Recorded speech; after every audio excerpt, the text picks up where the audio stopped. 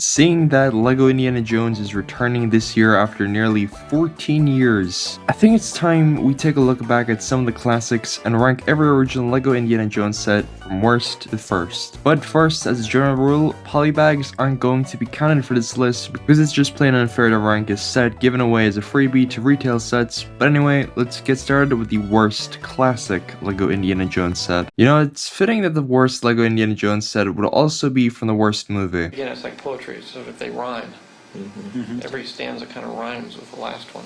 The scene this set is based off only appears in the movie for like maybe less than 20 to 30 seconds at most, and even then it's just Mutt fiddling around with his bike. The plane build looks good for 2009, but in all honesty, there's nothing special about this set other than a decent selection of minifigures. In all honesty, if the cemetery battle set was bigger and had the catacombs intact, this would have been a much better set, but even as it stands, it's still an okay set for its retail value. But getting the crystal skull in such a small set is really great. This set stands out as a great accessory set for the Russian soldiers with the tree hideout and the jungle vehicles, plus the play feature of the net launcher is surprisingly good. Not too much else to say about this set other than it would be nice to get a remake at some point. Jungle Cutter is a good value set, and the Jungle Cutter itself is surprisingly a near perfect translation of the design in the movie, although in a different shade of green and without the Soviet star for, well, obvious reasons. The terrain build is a bit random, but alright, and the rocket launcher that Indy has is a really good rendition in LEGO, almost looks like it's from a mock. One of the more unique exclusive sets is the Han Solo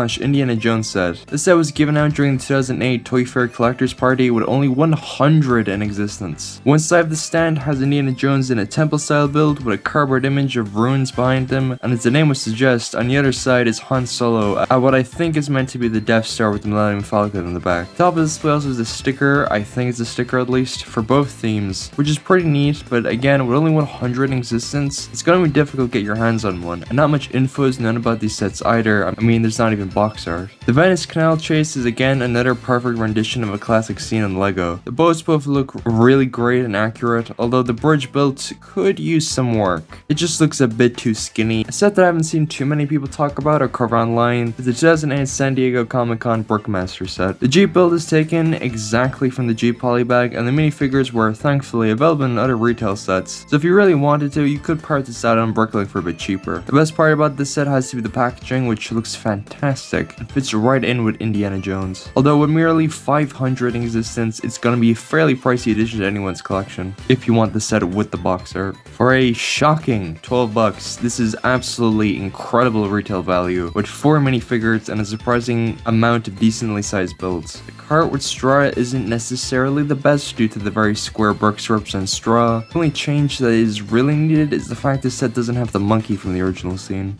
Jungle Duel is once again an incredible set for 10 bucks with 3 minifigures and a good size to the campsite too, with the tent having an outstanding design for LEGO with claw use connected to 4 hook plates. I wish the set came with Oxley though. The original fighter plane attack is probably the most iconic LEGO Indiana Jones set with a great design for the Joneses plane, having stickers represent bullet holes with 2 printed plates that have a design that was surprisingly included. The gun build on the plane is again great, although the German pilot's plane was done much better with 2023 remake. One of the most expensive Indiana Jones sets is Fight on the Flying Wing. The use of the Starfighter cockpit for the flying wing is a great reuse of parts from LEGO Star Wars. Duel Tanker is a great build, same with the minifigures, but fingers crossed we get a remake of this set someday. Another set that is at an absolutely incredible value is the Motorcycle Chase. For 10 bucks you get some surprisingly great builds that really capture the original scene, and getting both Indy and Henry Jones in such a cheap set as this is again absolutely incredible value. Race for the Stolen Treasure has some great looking vehicle builds for the fair price at 30 bucks. The car builds in the original Indiana Jones wave are very impressive for 2008 standards, still holding up to this day. The only major change that this set needs is to make the truck a 2-seater like in the movie. The original Lost Tomb set does what it needs to do by being a basic LEGO version of the iconic Well of Souls scene from the Raiders, but compared to the newer version, it's not that great, but has very similar play features such as the lever to knock down one of the Anubis statues, and has an Easter egg with R2-D2 and C-3PO featured on some hieroglyphs, just like in the movie. The retail price of 20 bucks in mind, this was a steal back in 2008. The Shanghai Trace is one of the surprisingly few Temple of Doom sets, capturing the car chase scene from the beginning of the movie. Again, for 2008 standards, these car builds really hold up, which seems to be a common theme with a lot of these original Indiana Jones sets.